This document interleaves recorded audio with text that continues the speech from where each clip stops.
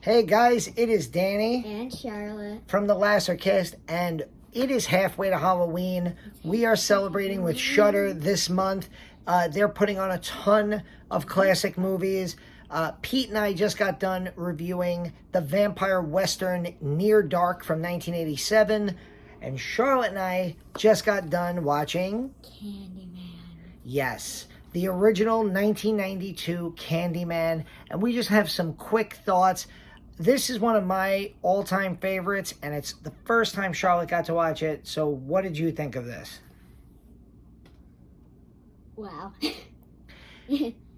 So there comes a time when Charlotte has seen, I'm willing to bet that she's seen more horror movies. 100. She's seen more horror movies and more intense horror movies than most 11-year-olds. Well. And it's to the point where I even joked with her while we were watching it that I could tell when we're watching a movie. You can tell because when I'm watching a normal horror movie, for example, like Friday the 13th or something, I'm like, there's like that look of enjoyment of like he's almost or just smiling. like that bored, or like that, sometimes that bored look. That's Yeah, like, or like, you know, where's this going? That I don't understand. But then there are the movies that still manage to genuinely creep her out, and then you get this face. Yeah, it's just like 90 straight minutes of Charlotte like, you know what's going on? Yeah. What's happening? What's happening? And then sometimes I throw tantrums like, what's happening?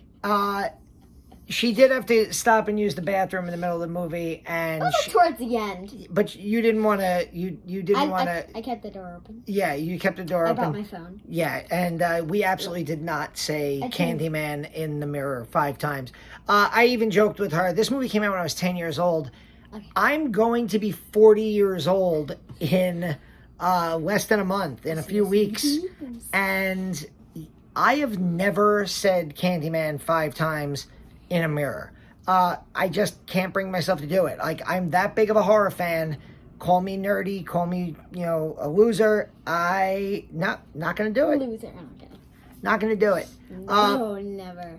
Just a few. Real nerds, though, actually don't do it because they know nerds understand. We like to be called horror geeks. Oh, it's sorry. A little different. Geeks.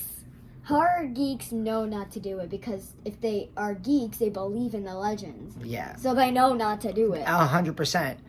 So therefore, you're a geek. Thank you. What did you think of the bees? If they paid you, would you put bees No, in? I don't care how much millions of dollars they give me. I ain't putting one single baby bee in my mouth.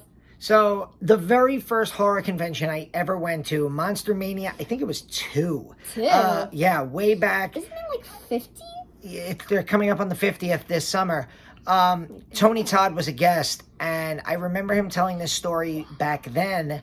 And then I got to see him at the New York City Horror Film Festival a couple of years ago, getting a Lifetime Achievement Award, and he retold the story where he was, he signed it into his contract that he would get $1,000 for every bee sting that he got using the live bees, putting them in his mouth, having them all over his body. And I think he got stung about 20 to 25 times, which is a clean $20,000 to $25,000, which if you said to me, I have to take 23 bee stings and get a check for 23 grand, I might do it.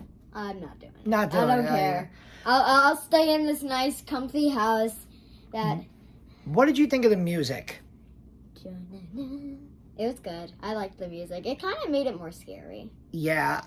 Philip Glass, when I was a kid, the music in a horror movie always was the thing that creeped me out more than anything. The Omen is always my pick for the scariest movie that I've ever seen, in part because of Jerry Goldsmith's Oscar-winning score that scared the daylights out of me. Oh. And I feel like Philip Glass's score in this film is just, it's unbelievable.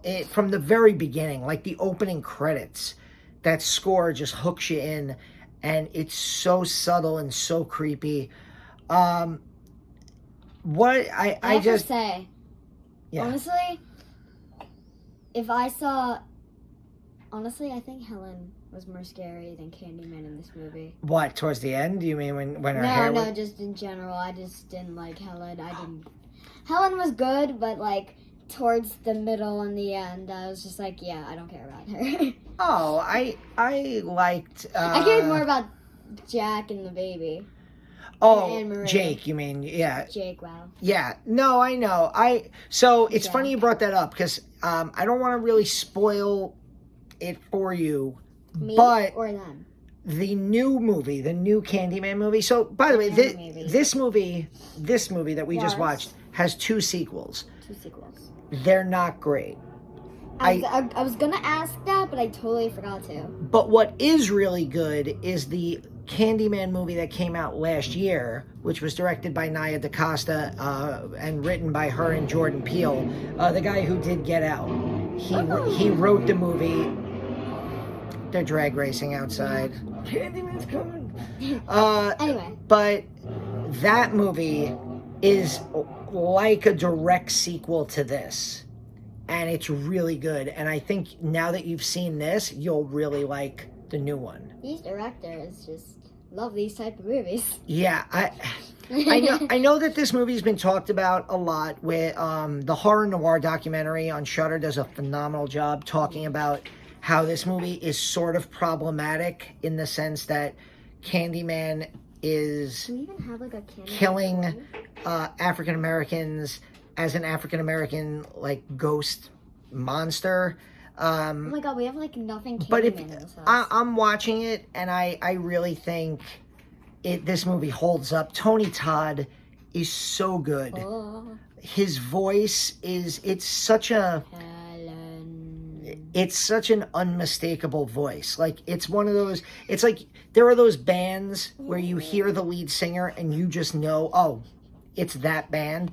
Tony Todd is that kind of actor. You hear his voice no matter what movie he's in. He could be playing the henchman in Michael Bay's The Rock, or he could be playing the freaking Candyman, and he's just going to command the screen with that deep voice. And does he have that deep voice in real life? Yes, I've met him. I've actually gotten to speak to him. That is how he sounds. The worst part is when the actors sound like their character, like who's Tiffany's actor? Oh my God. I have no clue. What? I'm having an absolute brain fart right now. But I know exactly who you're talking about. She sounds exactly like Tiffany. Yes. Like Tony Todd sounds exactly like Candyman. Jennifer Tilly. Oh my God. Tilly. Yes, 100%. I'm like. And Tony Todd is one of the nicest horror actors I've ever been around.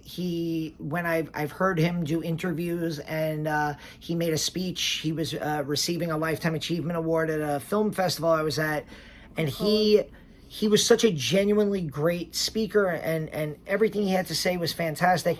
But it's just the voice. You can't help being a little scared by him.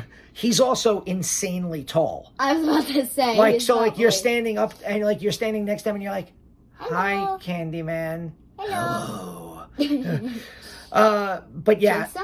No, he's not Jigsaw. No, you literally just... Oh, I don't know. I get it. You can't But do voices. I love this Imagine movie. me standing next to him, a 4'3" little girl, standing next to, like, a 6 foot... Well, you've met some pretty imposing horror characters. You've met Kane Hodder at horror conventions. Kane Hodder is just Kane Hodder, though. Yeah, but say that to his face. He squished my head. That's it. That's true.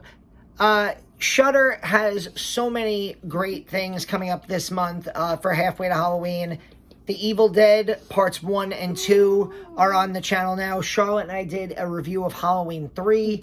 Like I said, Pete and I have a review, a deep dive into Near Dark, Catherine Bigelow, Oscar winner Catherine Bigelow's vampire western from 1987. Pete and I are going to be reviewing Wes Craven's Serpent and the Rainbow, coming up, a movie that scared me to death when I was a kid. I'm not watching. Yes, you are. No, you like Wes Craven. You've seen Nightmare on Elm Street. You've seen New Nightmare. You've seen every Scream movie, and he directed 4 out of 5 of them. So, yeah, I think you'll watch that with me, because I'm going to rewatch it. When I heard Wes Craven, I was like, Yeah. But when I exactly. heard it scared you half to death. It scared me half to death when I saw it when I was your age. Yeah, and I'm gonna be I'm that age. Oh, you're your age. Oh. So how do you think that will work? No, I think it's a little different. I think it's different. I actually have memories of the commercials on TV for that There were movie. commercials about this? Yes. Later in the month, Joe, Bob, and Darcy are coming back with a brand new Last Drive-In, and season 2 of Cursed Films is now up on Shudder. I'm going to be reviewing. I want to watch it with you. You got it. I saw like half Of this the much Wizard of of the Oz. Wizard of Oz. Yeah. And I was like, very interesting that they chose The Wizard of Oz as the first episode of season 2, because not many people watch The Wizard of Oz and they're like, that's a horror movie, but there's certainly enough creepy stuff that goes on in that movie, and the behind the scenes stuff is really cool. So check out that. We have a ton of stuff coming for you this month on the Lassercast. Hopefully we're going to have an interview with author Laurel Hightower later in the month as well. But for now, Danny. Charlotte. Candyman. Candyman. Candyman. Don't.